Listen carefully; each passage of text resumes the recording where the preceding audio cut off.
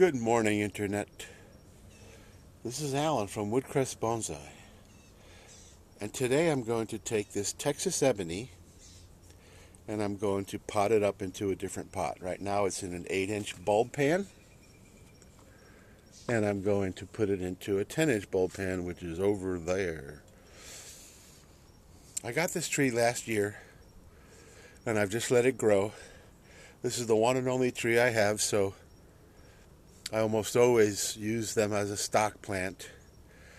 Last year, when it was considerably smaller, it flowered rather nicely, but I got no seed. Texas Ebony is a legume, and a legume is just defined as a plant that produces its seed in a pod.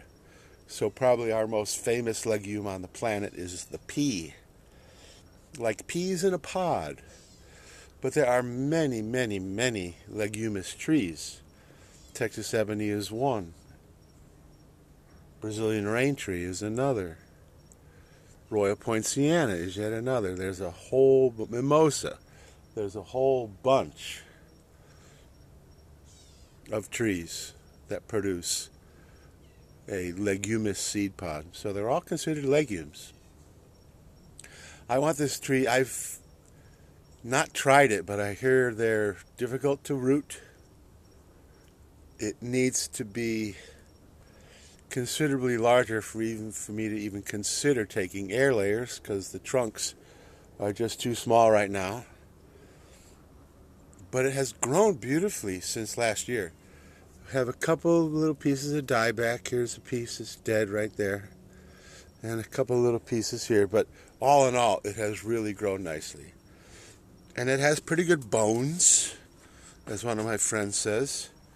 So the structure of the tree, if we sort of spin it like this, we can take this branch, and you can see we have a trunk line, and this will make a nice first main branch, and we have a nice trunk line coming up here. We've got two competing apices, but right now I want as much foliage and branching on this thing as I can get, because I'm hoping that by putting it into the bigger pot, it will grow that much more quickly.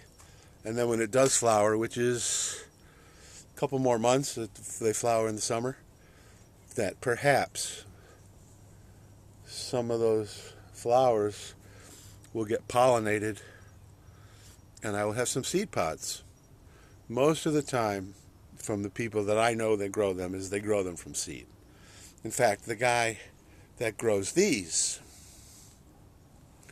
grows them from seed, and he has a very, very large mature tree actually in his yard, so he just collects the seeds. When they drop, boom, no problem. For me, I'm just beginning, so the first part of the process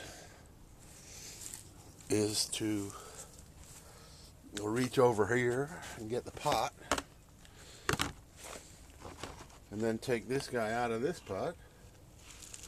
Oh, it's rooted pretty nicely. And we do have a weed. You see the weed? Sorry. I joke that it's a weed because it's actually a little baby oak tree.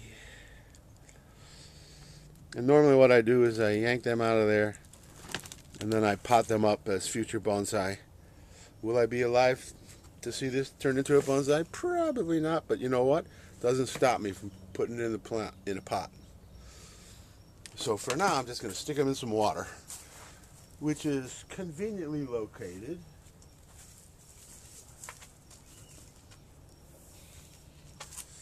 that didn't take long.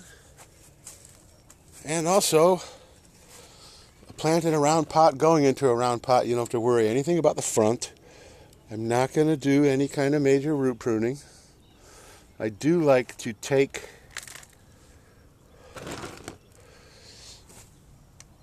the edge of the soil like this and just take my thumb and scrape that edge off. And what the roots look like and how they are positioned right now is inconsequential. I'm not worried about any of that. I just want to get it bigger. if and when it becomes a subject to be turned into a bonsai, to be, put into a bonsai pot, then I can worry about that. And there's a couple little circling roots like this that I can just sort of pull away and maybe even snap some of them off. No biggie. We are now fully into spring. Even what they call astronomical spring, which means the equinox just occurred. What is it, the 21st? Something like that. So that's the day where there's exactly the same amount of light as there is dark. 12 hours of light and 12 hours of dark. And so now in the northern hemisphere, we're heading towards summer. If you live in Australia or South Africa or somewhere in Chile or Argentina, then you're heading towards winter.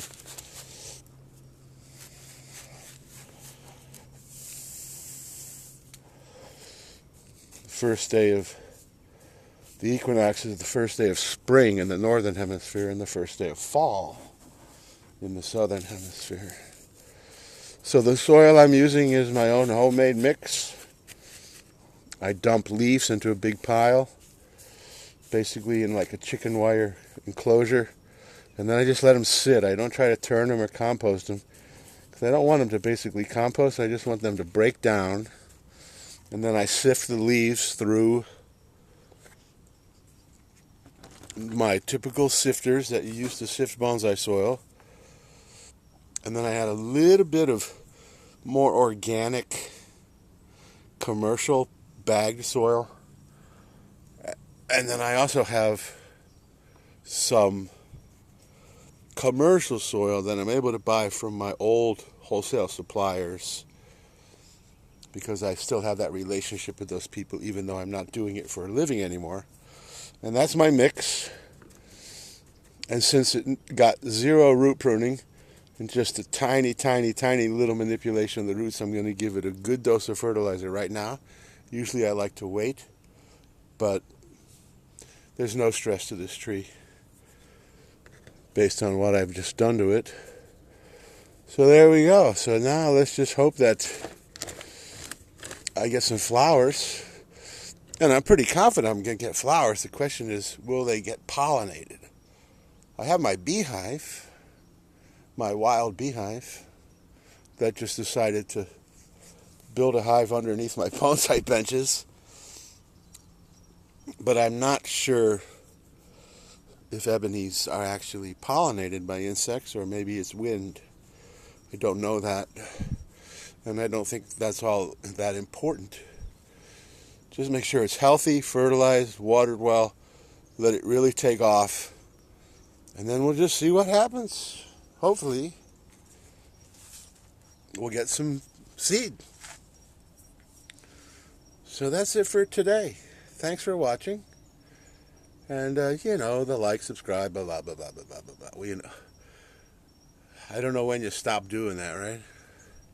Anyway, Texas ebony into a bigger pot. And so thanks for watching Woodcrest Bonsai.